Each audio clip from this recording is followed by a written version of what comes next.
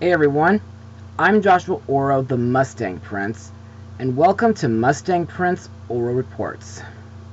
Now, for this episode, let's discuss about one of the biggest video game franchises, Final Fantasy.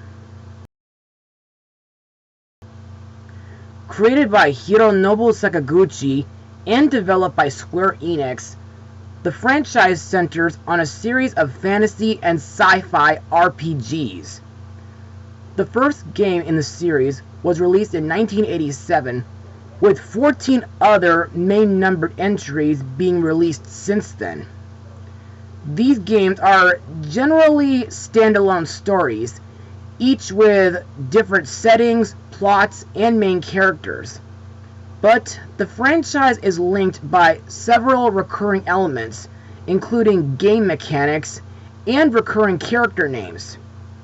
Each plot centers on a particular group of heroes who are battling a great evil, but it also explores the characters' internal struggles and relationships. Character names are frequently derived from the history, languages, pop culture, and mythologies of cultures worldwide.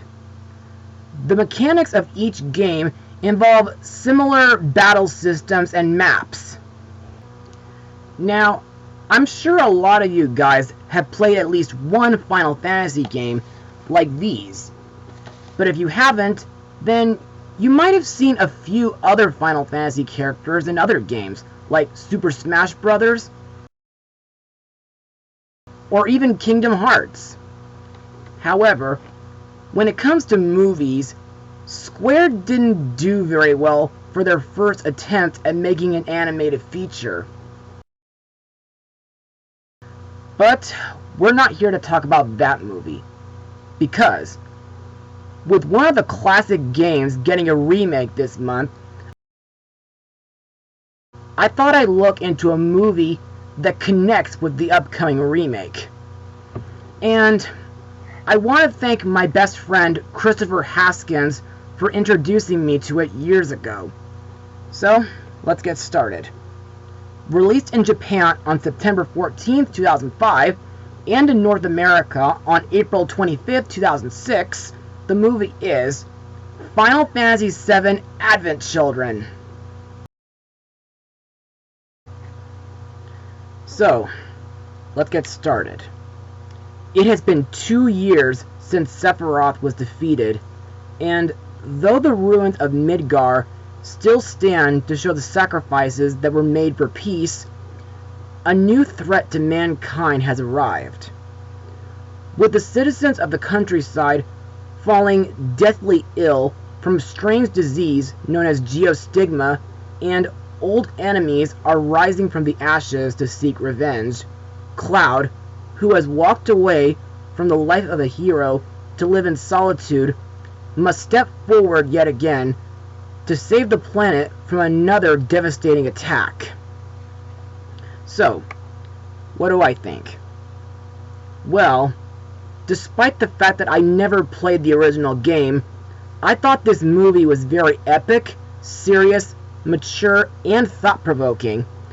And of course, if you want to know my thoughts on the complete version, this one has more to offer. But let's move on to Mustang notes. The movie was directed by Tetsuya Nomura, who's best known for leading the development of the Kingdom Hearts series since its debut in 2002. Plus, Nomura serves as character designer for the movie. Advent Children was developed by Visual Works and Square Enix as part of the compilation of Final Fantasy VII series of media, which is based in the world and the continuity of the highly successful 1997 RPG game. Also to note, the complete version was released on Blu-ray in 2009, which adds about 25 minutes of new and expanded scenes to the original version. Plus, the movie received the Maria Award at the Stiges Film Festival in 2005, and the Best Anime Feature at the 2007 American Anime Awards. Now, what do I think about the animation? Well, I gotta say, Visual Works did a great job with the animation. It makes the scenery in Midgar look almost like a real bustling city, despite the fact that it's, well, gone through a lot of construction, and, of course, all the people look very realistic. Plus, there are a few scenes that are a tad serious, as well as thought-provoking, and a tad disturbing. Like, when Cloud sees a flashback of him and Zack before he was murdered, scenes where we see several sick children on the streets of Midgar, and at the Forgotten City ruins, where Kadaj does some sort of ritual where he says he'll cure the sick children, which in reality puts them under his influence. Also, not only does this movie include awesome fight sequences, but it also includes some hardcore motorcycle chase scenes. However, my favorite fight scenes is when Cloud and many of his friends, like Sid, Yuffie, Barrett, Kate Sit, and Red 13, fight a Bahamut Sin, which was summoned by Kadaj to wreak destruction on Midgar. And of course, there's Cloud's battle with Sephiroth nearing the end of the movie. And that's basically all I have for Mustang notes.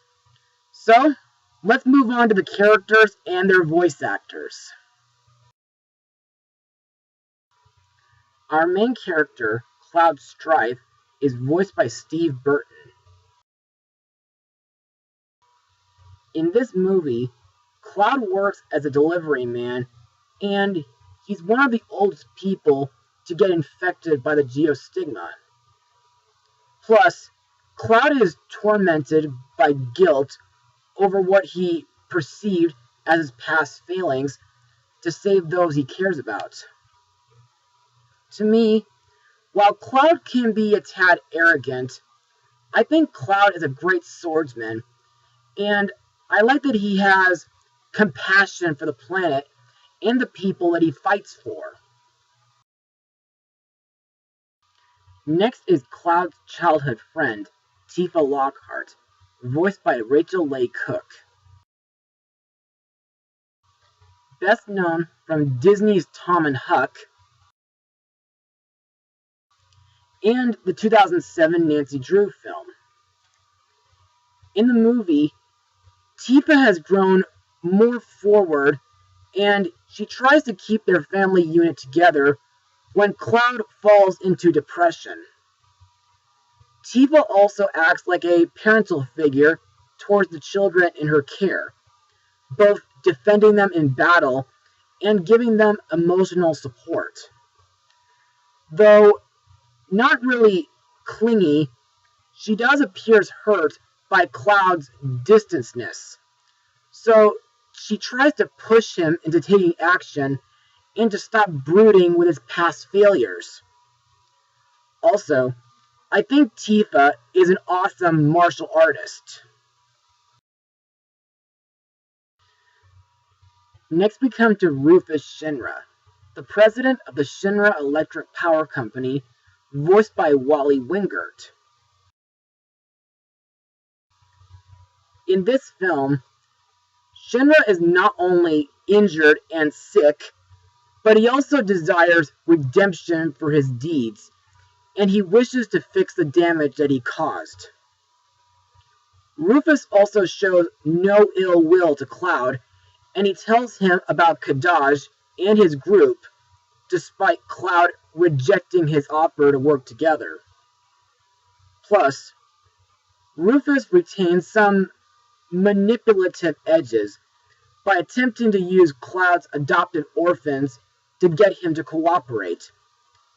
And he even displays a sarcastic sense of humor, like when he reveals what he's been concealing under his white sheet. Next are the Turks, Reno and Rude, voiced by Quinton Flynn and Crispin Freeman. These guys serve as our comic reliefs for the movie. However, Reno would have to be my favorite out of the two.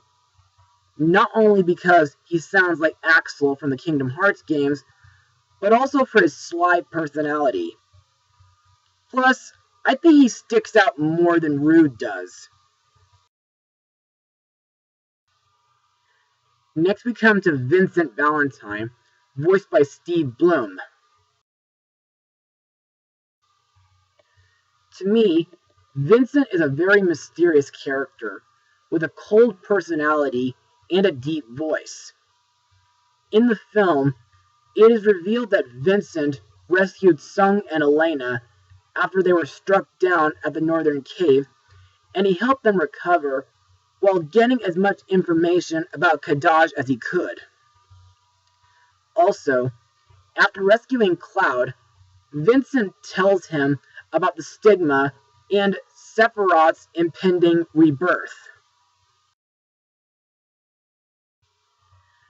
Next up is Barrett's adopted daughter, Marlene, voiced by Grace Rollick. But in the complete version, she's voiced by Ariel Winter. In the movie, Marlene not only serves as the narrator, but she's one of the few children who are unaffected by the stigma.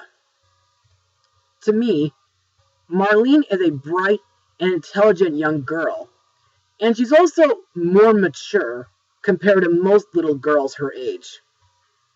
Plus, she's very caring, especially to Denzel. However, I did find it funny when Marlene impersonated her dad and tells Cloud not to give up. Next we come to Denzel, an orphan boy taken in by Cloud and Tifa, voiced by Benjamin Bryan. But in the complete version, he's voiced by Aaron Revin. In my opinion, despite the fact that he's affected by the stigma and later under Kadaj's evil influence, I like that Denzel views Cloud and Tifa as role models and parental figures. Also, Denzel doesn't want his new family to see him as a burden, and he's fiercely protective of them. However, I can't believe that the movie lets him get away with saying a certain phrase that no kid his age should ever be allowed to say when he charges at the Bahamut Sin. The next character to talk about is the late Aerith, voiced by Mina Savari, who got to be in The Rage, aka Carrie 2. In this movie, Aerith makes a few appearances, either as a memory or as a vision, assisting Cloud with his feelings. But it's all thanks to her that the stigma can be cured when she makes a pool of water full of energy from the life stream erupt from the flowers in the Sector 5 church. Next is our secondary antagonist, Kadaj, voiced by Steve Staley. Kadaj is an embodiment of Sephiroth's will, manifested from the life stream. His evil goal is to find Jenova, whom he considers as his mother, and bring about a second Jenova reunion. To me, Kadaj is a very dangerous and violent villain, and he's also psychopathic, like during his battles with Cloud, and he even commands hordes of shadow creepers from the life stream. Plus, he's very manipulative during his conversations with Rufus Shinra, and when he puts the kids with the stigma under his influence. The other remnants in Kadaj's gang are Yazoo and Laws, voiced by Dave Wittenberg and Fred Tatasciore. Yazoo embodies Sephiroth's alert and cool personality, while Laws embodies his strength. To me, these guys are both equally as dangerous as their leader, and they both have a certain task to do while Kadaj prepares for his reunion. Yazoo rounds up dozens of children infected with the stigma, promising to help cure them, while Laws goes to the Sector 5 church to fight Tifa, kidnap Marlene, and steal a chest full of materia. Finally, we come to the real antagonist, Sephiroth, voiced by George Newbern, who got to voice Superman in these DC animated films.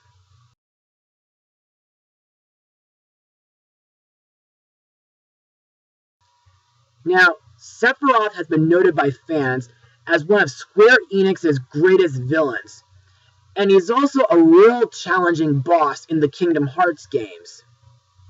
However, in this movie, while Sephiroth doesn't appear too much, he does get a lot of build-up. For you see, he remains as an active force terrorizing the planet. But after Kadaj absorbs Jenova into his body, Sephiroth is restored to life, and he announces his ultimate plan to use the planet as a vessel to travel through space and find a new planet to rule. But thankfully, Cloud managed to destroy Sephiroth with an Omni-Slash attack using his fusion swords to assault Sephiroth from all directions. The other characters in the movie include Zack, voiced by Rick Gomez, Sid, voiced by Chris Edgerly, Yuffie, voiced by Christy Carlson Romano, Red 13, voiced by Liam O'Brien, Kate Sith, voiced by Greg Illis, and Barrett, voiced by Bo Billingsley. And now, let's move on to my final words. Overall, Final Fantasy VII Advent Children is a great movie, if you're into the Final Fantasy games, that is. And, trust me, this film is a major improvement over the Spirits Within. The animation is excellent and very realistic. The characters like Cloud, Tifa, and several others are very memorable and likable. Some of the others, like Rufus Shinra, Marlene, Denzel, and Vincent, are pretty decent. Plus, the film has great writing, though there were times when it felt kinda slow, great action sequences, and an epic and emotional musical score.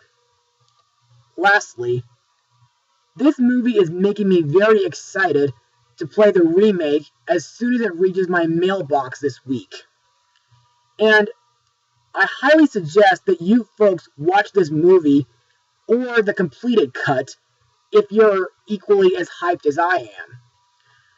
But I gotta warn you, this is a movie that I don't think little kids should watch due to the violence as well as adult language and disturbing images. As for my rating, I'll give this movie a 97% out of 100. Well, that's all for now. Be sure to join me again next time, because me and my sister have something very special to share with you on Sibling Day this Friday. Mustang Power!